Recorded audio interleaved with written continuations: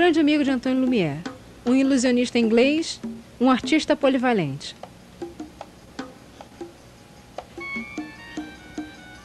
Foi provavelmente ele que influenciou os irmãos Lumière a criarem sua primeira cena em estúdio.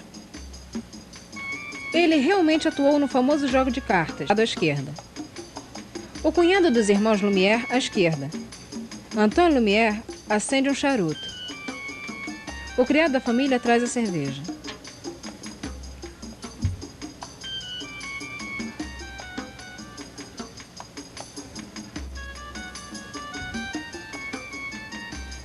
Ele está um pouco agitado demais, mas de qualquer jeito ele traz equilíbrio ao grupo de pessoas. A composição da cena me fazendo pensar em um jogador de cartas de Cézanne. A babá das crianças esperam no deck pelas mães que estão retornando de um passeio pelo mar. Este é o retorno para o porto. A burguesia francesa ficaria feliz em contemplar seu sucesso no espelho que os irmãos Lumière ofereceram a eles. Há franceses saindo de suas reservas.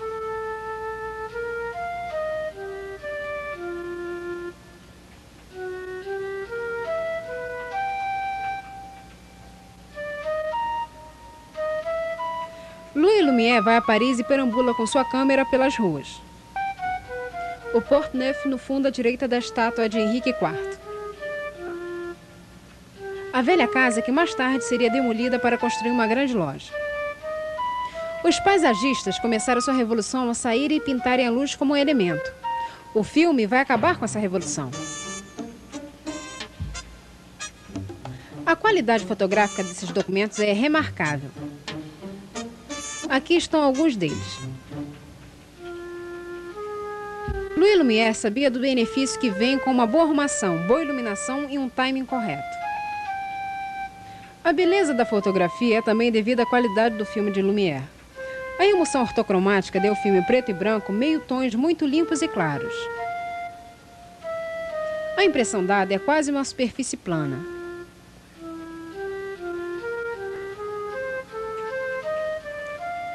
A fábrica de Saint-Victor em Lyon, que era na mesma rua que a fábrica dos Lumière.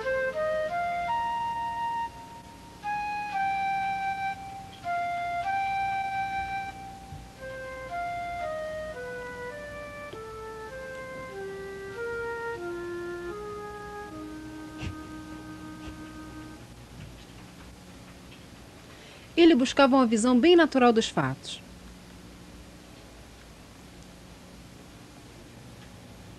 O movimento da rua Sardier. A câmera ainda está fixa. Não havia jeito de seguir o alvo quando isso se movia. Nem tomadas paradas ou em movimento.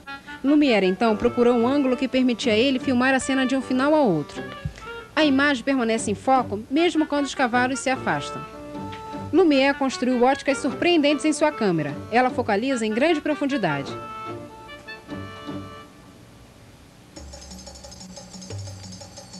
Uma das cenas mais bonitas do início do cinema, que é chamada a simetria, né? Que você tenha o ângulo, o início da cena acontece no canto esquerdo e termina no canto direito. Isso é uma das primeiras imagens que teve esse estudo.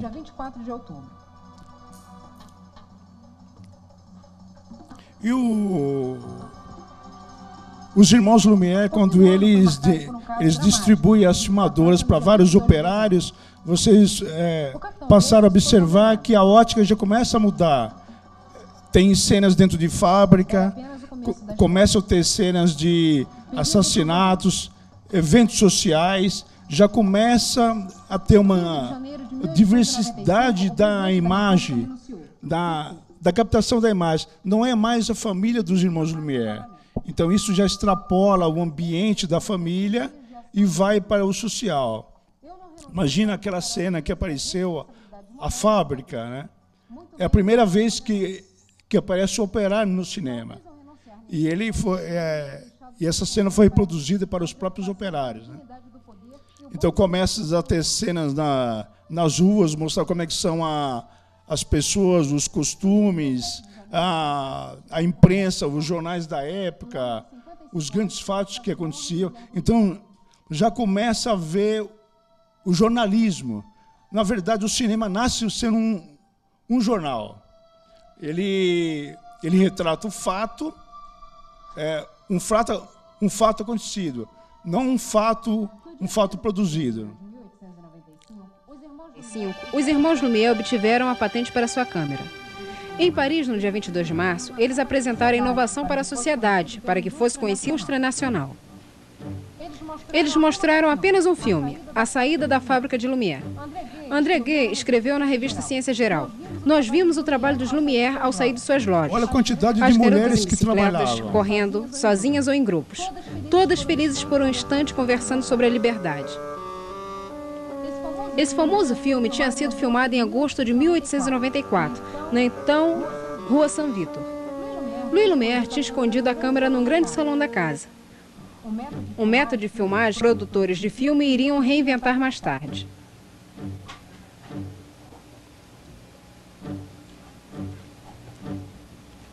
No dia 10 de junho de 1895, foi realizado o Congresso de Fotografia em Lyon.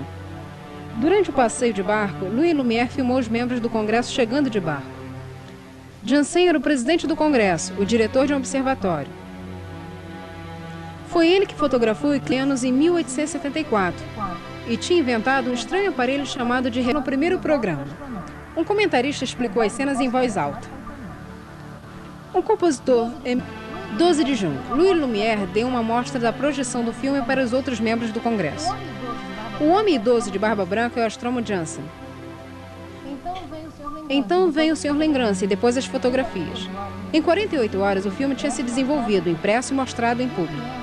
Louis Lumière tinha acabado de fazer seu primeiro curta-metragem.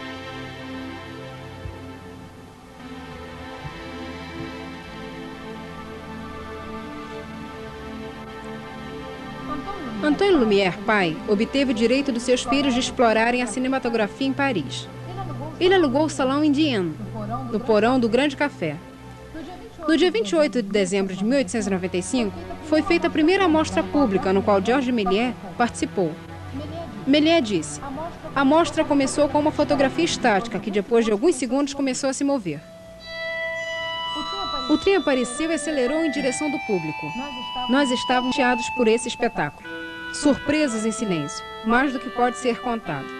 Essa mulher que sai da multidão e vai na direção do trem é a Madame Lumière, mãe com suas 2 crianças num vestido branco.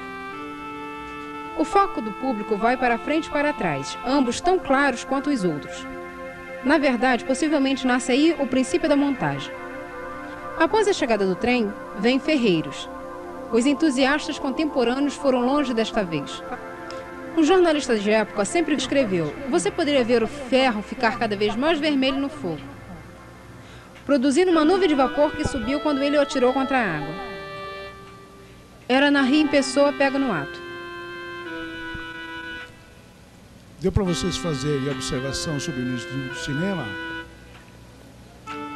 Então ele nasce primeiro sendo... O Jardim Tuileries também apareceu no primeiro programa.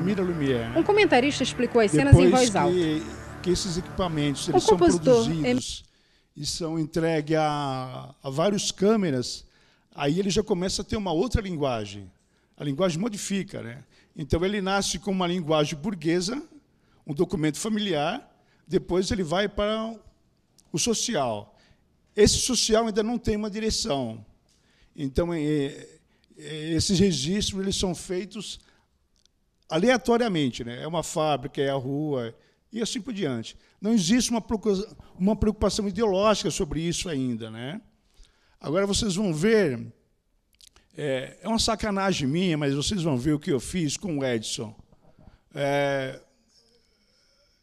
O Edson 2 ali, pode pôr no 2. Vocês vão ver o primeiro filme que o Edson faz.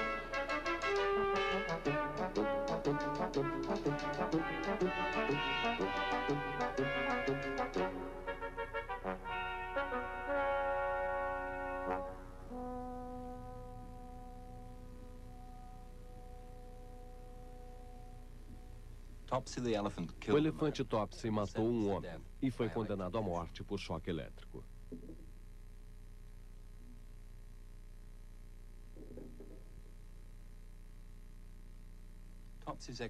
O filme sobre a execução do elefante foi usado como propaganda para a eletricidade e o cinema. Duas descobertas do mais famoso inventor americano, Thomas Alva Edison. Em 1898, os Estados Unidos lutaram contra a Espanha por Cuba, instigados pela imprensa. Guerras vendiam jornais e patriotismo também tornou-se boa bilheteria. As companhias cinematográficas fizeram sua parte ao produzir filmes como esse para levantar fundos. Políticos como McKinley e Dewey estão na frente desse quadro mostrando Tio Sam e Colômbia embrulhando a pobre Cuba nas estrelas e listras. Com as câmeras daquela época não era fácil filmes de guerra. Mais difícil ainda era manter-se à altura das reportagens sangrentas feitas pelos jornais. Filmes de soldados se lavando ou cavalgando eram o melhor que os homens de Edison podiam fazer. A solução? Se você não pode filmar, invente. Nas colinas próximas ao estúdio de Edison, em Nova Jersey, atores posavam de camponeses cubanos enquanto eram guiados por atores vestidos de americanos.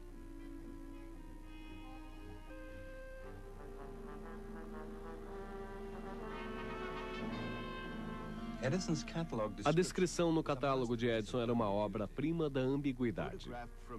Fotografado da natureza, tão verdadeiro que forçava o observador a acreditar que o que via era real. Maravilhosamente realista, emocionante e espantoso. Satisfação garantida.